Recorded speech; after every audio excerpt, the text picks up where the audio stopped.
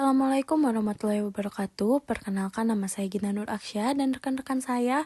Di sini kami akan menjelaskan tentang aplikasi pengeluaran dan pemasukan. Apa itu aplikasi pengeluaran dan pemasukan?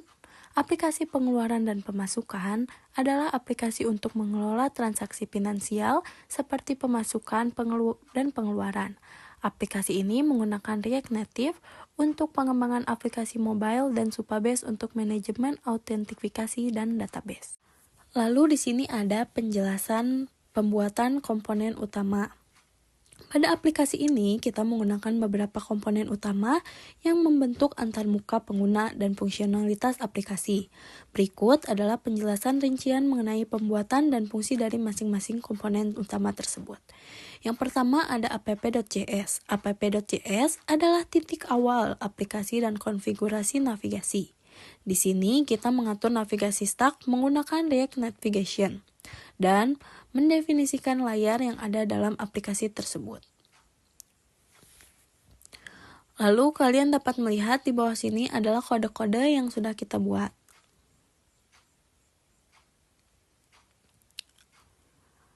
Kita masuk ke penjelasannya, ada navigation container.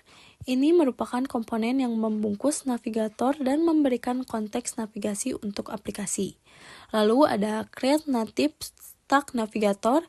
Ini digunakan untuk membuat navigator tumpukan-tumpukan yang memungkinkan pengguna untuk berpindah antar layar.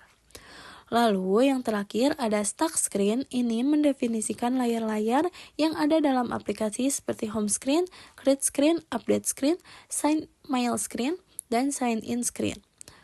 Mungkin untuk selanjutnya dapat dilanjutkan oleh rekan saya. Saya Ilham Rahman. Di sini saya akan menjelaskan struktur aplikasi yang telah kita buat, yaitu rekapan pemasukan dan pengeluaran. Yang pertama di sini kita menggunakan API Supabase. Nah, API ini kita hanya menggunakan authentication dan tabel editornya doang untuk nge-fetch data dari aplikasinya sendiri. Nah, untuk environment-nya kita menggunakan API key ini dan URL-nya ini. Nah, selanjutnya koneksi API-nya kita menggunakan dari default yang dikasih dari Supabase. Selanjutnya untuk footage datanya ini ada di file transaction.js. Untuk out-nya sendiri ada di out.js. Kemudian di sini ada 4 screen yang kita buat. Sign in screen ini tadinya kita mau membuat login pakai Gmail, tapi terkendalanya terhadap Gmail ini tidak bisa dipakai ke semua device atau seluruh device. Jadi kita memutuskan untuk tidak memakai Gmail langsung, dan authentication-nya menggunakan email yang harus dikonfirmasi secara manual di Gmail-nya sendiri. Nah, untuk alur authentication ini kita masukkan dulu Gmail yang kita mau daftarkan, lalu sync up, kemudian nanti ada pesan yang otomatis terkirim dari Supabase-nya untuk konfirmasi bahwa Gmail tersebut adalah milik dari pengguna. Nah, di home screen ini kita menggunakan beberapa hooks, yaitu use callback, use effect, dan use stat. Nah, untuk isi dari home screen ini yaitu tanggal pemasukan dan pengeluaran yang bisa diatur oleh kita sendiri, dan list pengeluaran dan pemasukan apa saja yang telah kita buat di dalam aplikasinya itu sendiri. Perkenalkan, nama saya Ira Trijayanti. Di sini saya akan melanjutkan, yaitu di sini ada createscreen.jsx. Nah, create screen itu adalah layar untuk membuat transaksi baru yang dimana pengguna dapat memilih jenis transaksi, pemasukan atau pengeluaran, mengisi nama, nominal, dan tanggal. Di sini pun ada codingannya. Kode-codingannya itu ada import, text, save area view, view button, text input, touchable opacity, from React Native. Di sini import text dan save area view, view button, text input, touchable opacity from React Native. Ini itu merupakan mengimpor komponen dasar dari Recreative untuk membuat tampilan antarmuka pengguna. Di sini pun ada import usestate from rec, yang dimana ini mengimport hook atau hook usestate dari rec untuk mengolah state dalam komponen. Lalu di sini ada import card radio button. Nah, di sini tuh untuk mengimpor komponen kartu dan tombol radio dari Recreative Paper untuk tampilan yang lebih baik. Di sini pun ada import style, from style, dan default.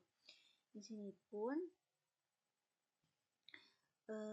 artinya itu mengimpor gaya yang didefinisikan dalam file default untuk digunakan dalam komponen. Lalu di sini ada import datetime picker model from Recreative model datetime picker, yang dimana di sini tuh mengimpor komponen pemilih tanggal modal. Lalu di sini ada import days from days, yaitu mengimport library days DGS untuk memanipulasi tanggal. Lalu di sini ada import use transistor from store transaction. Di sini itu mengimport store transaksi untuk mengolah state transaksi. Lalu di sini ada komponen grid screen, yaitu komponen digunakan untuk menambahkan transaksi baru. Di sini. Nah, di sini pun ada constant state ini. Di sini tuh adalah state untuk tipe transaksi, defaultnya itu adalah untuk pemasukan. Lalu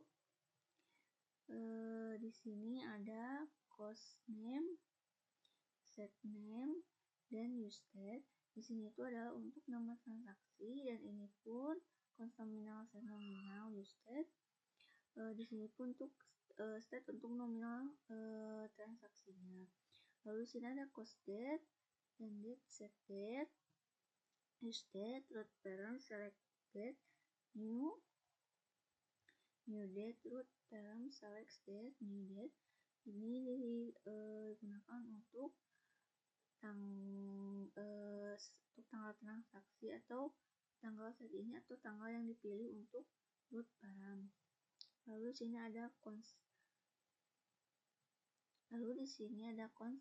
date picker visible, set date picker, visibility use date, false. Di sini tuh untuk visibility dari picker.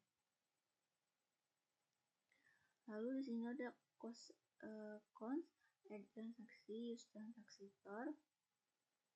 Ini mengambil fungsi add transaksi dari store transaksi untuk menambahkan transaksi baru.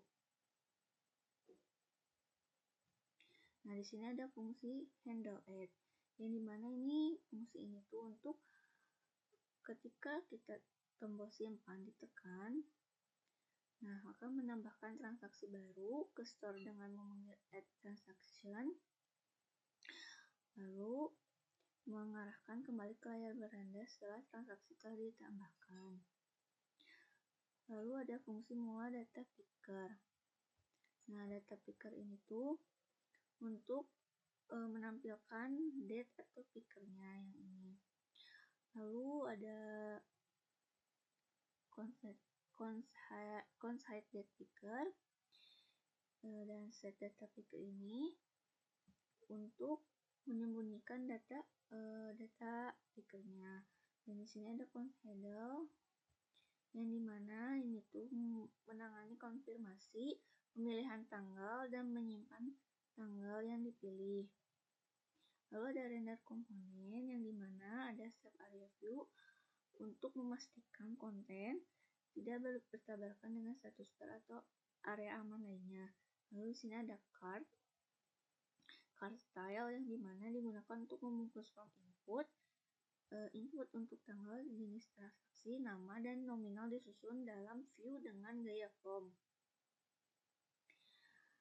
Lalu ada button untuk menyimpan transaksi baru, dan datetime picker ini untuk memilih tanggal transaksi. Nah, lalu penjelasan ini tuh ada penjelasannya yang lebih detail, yaitu data picker ada digunakan untuk memilih tanggal transaksi. Radio button group memungkinkan pengguna untuk memilih jenis transaksi atau pemasukan pengeluaran. Lalu text input digunakan untuk memasukkan nama nominal transaksi. Ini fungsi handle add menambahkan transaksi baru dan mengarahkan pengguna ke layar utama setelah transaksi disimpan. Lalu di sini kita menjelaskan manajemen state dan useState. Nah, ini tuh adalah aplikasi state yang dikelola menggunakan useState untuk menyimpan nilai input, status loading, dan konfigurasi lainnya. Misalnya di homescape.jrx, state digunakan mengelola visibilitas, pemilih tanggal, dan status penyelenggaraan data. Sekian dari saya. Akan dilanjutkan oleh teman saya. Yang selanjutnya di sini ada update screen.csx. Update screen memungkinkan pengguna untuk memperbarui transaksi yang sudah ada. Pengguna dapat mengubah nama, nominal, jenis transaksi, dan juga tanggal. Di sini ada contoh kodenya.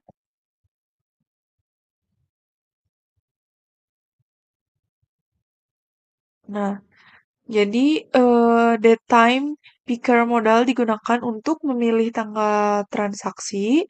Lalu radio button.group memungkinkan pengguna untuk memilih jenis transaksi, pemasukan atau pengeluaran. Lalu text input digunakan untuk mengubah nama dan nominal transaksi. Lalu fungsi handle update memperbarui transaksi yang ada dan mengarahkan pengguna kembali ke layar utama setelah pembaruan.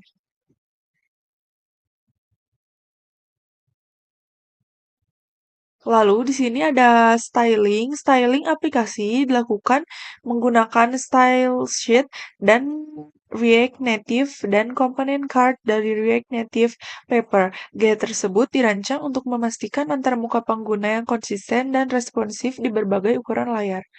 Lalu yang selanjutnya ada integrasi komponen. Komponen utama aplikasi diintegrasikan menggunakan navigasi stack yang disediakan oleh React Navigation atau native. Ini memungkinkan perpindahan antar layar seperti home screen, create screen, dan signal mail screen dengan mulus.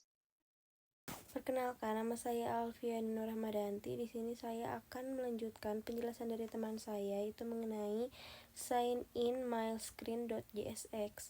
Nah, sign in milescreen adalah layar untuk autentikasi pengguna melalui email dan password. Pengguna dapat masuk atau mendaftar menggunakan email dan password mereka. Nah, yang di bawah ini adalah codingan yang ada dalam aplikasi yang kami buat, yaitu codingan mengenai sign in milescreen.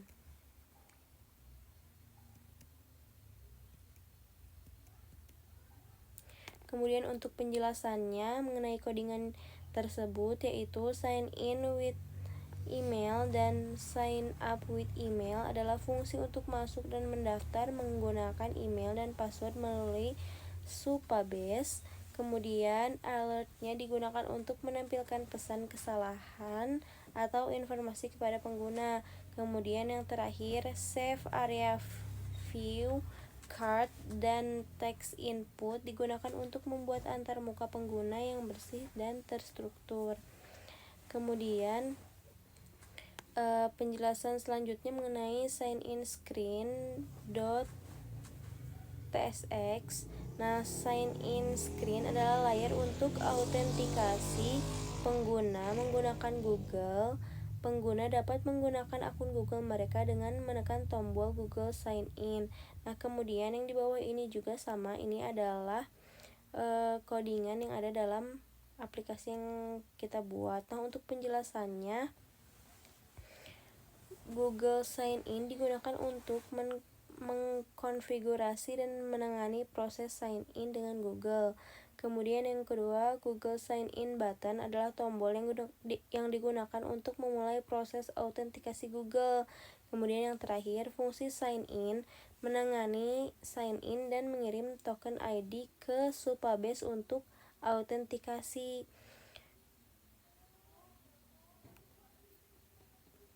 Nah, kemudian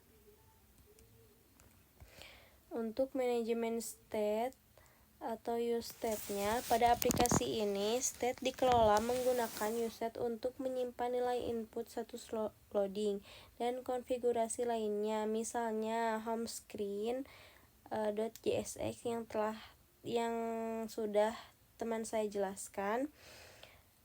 State ini digunakan untuk mengelola visibilitas pemilih, tanggal, dan status penyelenggaraan data. Kemudian ada styling. Styling aplikasi dilakukan menggunakan style sheet dari React Native dan komponen card dari React Native Paper. Gaya tersebut dirancang untuk memastikan antarmuka pengguna yang konsisten dan responsif di berbagai ukuran layar. Kemudian integrasi komponennya, yaitu komponen utama aplikasi diintegrasikan menggunakan navigasi stack yang disediakan oleh React Navigation atau Native. Ini memungkinkan perpindahan antar layar seperti home screen, grid screen, dan sign in mail screen dengan mulus. Kemudian kesimpulan yang terakhir adalah aplikasi pengeluaran dan pemasukan adalah solusi yang sederhana namun efektif untuk mengelola transaksi finansial pribadi dengan menggunakan React Native, Supabase, dan integrasi Google Sign In. Aplikasi ini memberikan pengalaman pengguna yang lancar dan fungsionalitas yang dibutuhkan untuk mengelola pemasukan dan pengeluaran dengan mudah. Seperti itu teman-teman. Mungkin hanya itu yang bisa kami jelaskan. Mohon maaf bila ada kesalahan. Wassalamualaikum warahmatullahi wabarakatuh.